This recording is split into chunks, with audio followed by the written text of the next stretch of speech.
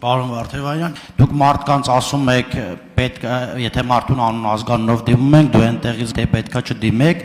օրինակ Կտրիչ Ներսիսյանը մարդի անուն ազգանուն է, որին մենք այդպես ենք դիմելու եւ մեզ հակառակը չեն կարող ստիպել։ Պարոն Գրիգորյան, որ պատկերացնեք այն աստիճան եք սխալվում Վեհափառ Հայրապետի մասով, ես այդ ձեր սխալմունքը կընդգծեմ հետևյալով. Հայաստանի Հանրապետությունում այո կա մի իրավիճակ, որ Վեհափառ Հայրապետի դեմ քրեական վարույթ կա նախաձեռնված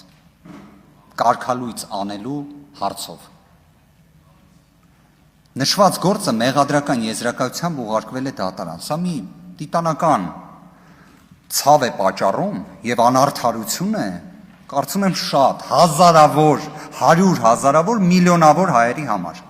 Օրինակ Պարոն Անդրանիկ Քոչարյանը երեք խոսում էր պարոն Պասկևիչյանի մասին, իր ֆիլմի մասին։ Հուսով եմ կկարդա իր գրառումները, որոնք վերաբերում են Վեհափառ Հայրապետին։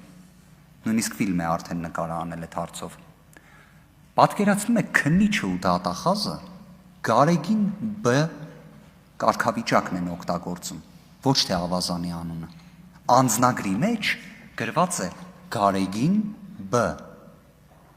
Հասկանում եք, այսինքն նույնիսկ քննիչը դատախազը չեն կարողացել դա անել, չեն կարողացել։ Կարողա չեն կարողացել, որովհետև հավատքը թույլ չի տվել։